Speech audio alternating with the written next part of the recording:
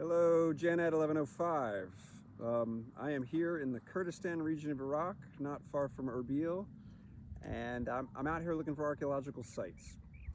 Now, today you're talking about taphonomy, basically how things fall apart, what survives or doesn't survive of the past. And the archaeological sites here are a great example.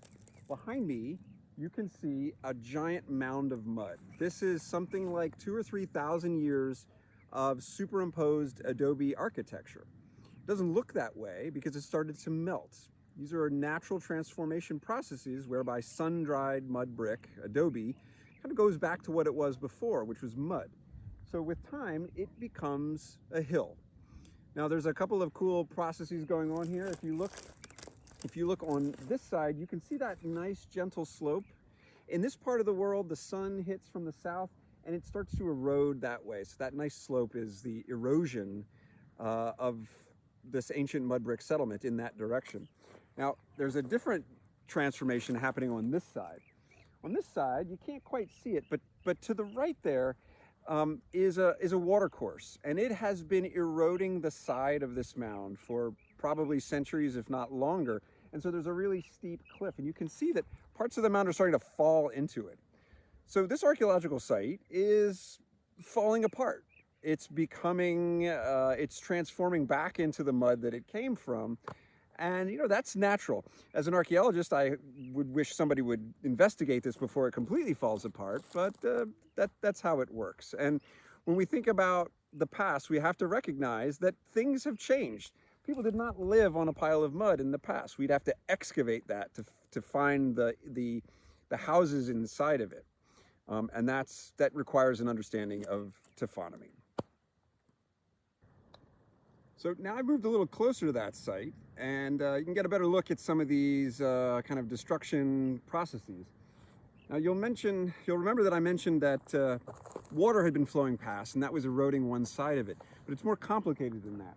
If you look on the left side here, you're going to see some kind of horizontal or vertical striping. Well, that's not water. That's a guy with a backhoe, probably the owner of this field, who recognized that this archaeological site means that his fields are a little bit smaller. So a local farmer has dug away the site to extend his fields.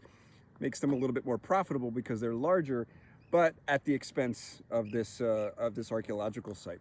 This is another important point, is not everybody cares about the past for the same reasons. And in this case, local farmers are more interested in feeding their families and by expanding agriculture than they are in preserving a very, very old and slightly annoying mound of earth. So this site is falling apart both from natural processes of water flowing by, but also cultural processes of a destructive local farmer.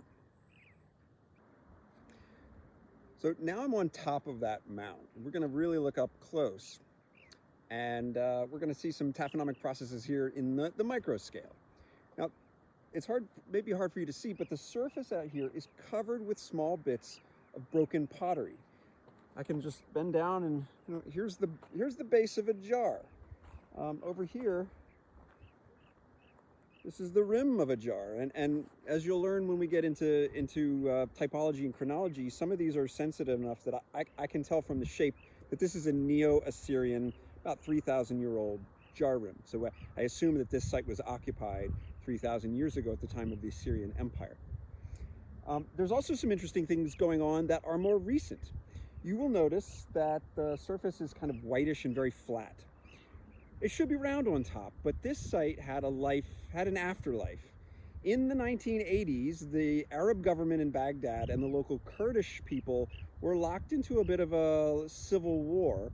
And these high mounds were used as military positions by the Iraqi army in their fight against rebellious Kurds. So we're looking at a flattened surface that was used in the 1980s as a military place. And even more recently, hopefully you can see this black spot right here has bits of metal on top of it. This is where somebody burned a tire. Why would somebody come to the top of a mound and burn a radial steel belt tire? Well, in the Kurdish tradition, Nowruz is the new year. It's at the end of March. And Kurds will come to the top of mounds and other high places and start big fires. And so that's what you're seeing here is the remains of a Kurdish New Year's tradition, which didn't happen at the time of Saddam Hussein when such Kurdish events were suppressed. But obviously they've come back here and in the middle of what was a Iraqi army military emplacement, say 30 or 40 years earlier. You may have noticed in the videos that I just shot that occasionally there was a vehicle behind me driving up the side of the mound, or a lone figure standing on top of that mound.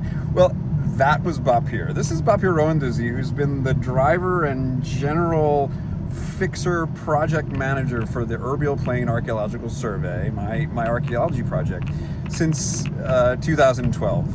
I never know when he's going to show up and drive up the side of an incredibly steep mound. This guy can get anywhere.